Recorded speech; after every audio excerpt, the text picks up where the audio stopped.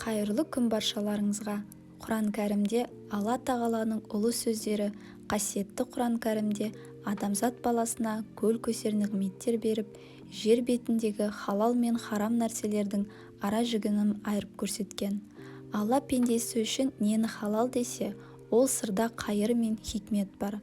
Ал нені харам десе, онда адам ғұмыры үшін ұшан теңіз зияның бар екендігі күмәнсіз.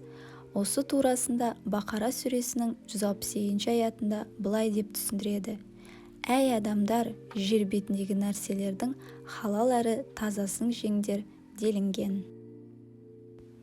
Біз күнделікті азық-түлік аламыз, бірақ көбімізде сүт өнімдері, сусындар және кондитер өнімдердің құрамы таза екендігін біле бермейміз. Және тағам қоспаларының ішінде харам болып та келетіндері де бар. Қандай тағамдар харам болып саналатын азық-түлік және сусындар бар? Бұл сұраққа осы видеода жауап таба аласыз. Ең бірінші, харам қоспа болып саналатындардың бірі ол Е120 атауымен белгілі кармин бояғышы. Оның жәндіктен алынатыны ойыңызға да кіріп шықпас. Кармин жылдар бойы түрлі жағдайларда қолданылып келе жатқан бояғыш түрі. Карминдегі шикізат кошенил жәндігі. Кошенил жәндігі кактус өсімдігінде мекен етеді. Кармин бояғышын бұрын тек киім және сурет салуға ғана қолданса, кейін азық-түлік бояғышына айналдырып алған. Көпшілік жағдайда кармин бояғышы әр беріп тұру үшін ет тағамдарында қолданылады.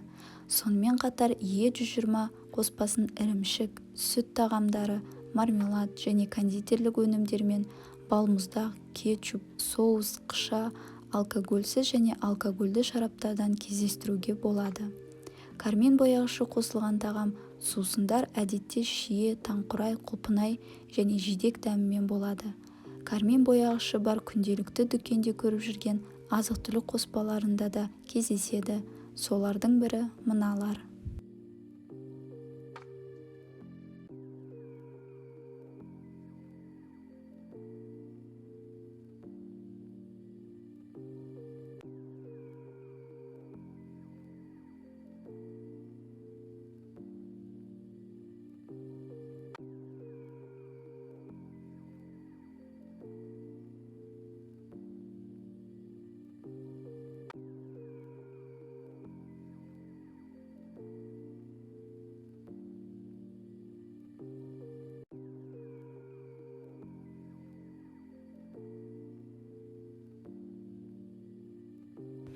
Тағы бір харам қоспа ол натрий инозинаты. Инозин қышқылының натрий тұзы. Табиғатта ол кейбір жануарлар түрлерінде, шошқа мен балықтарда көп мөлшерде кездеседі. Натрий инозинаты дәм күшейткіш ретінде пайдаланатын тағамды қоспалар Е631 ретінде тіркелген. Бұл қоспаның ең көп қолданылуы дәмдеуіштер, фастфуд, чипсылар өндірісінде. Натрий инозинаты қазіргі уақытта жақсы зерттелмеген. Сондықтан бұл затты көп мөлшерде қолданудан бас тарту ұсынылады. Натрий инозинатының рұқсат етілген тәуліктік мөлшері 5 граммды құрайды. Дегенмен қоспаны толық зерттемегендіктен 3 граммдық тәуліктік дозадан асыру ұсынылмайды. Натрий инозинатының ауыздағы ауырлық сезімі, бас ауруы, беттің қызаруы және терлеудің жоғарылауымен көрінетін қытайлық мейрамхана синдромы деп аталатын ауруға қатысы бар деген пікір де бар. Сондықтан абай болыңыздар. Осы қоспа бар өнімдер мыналар.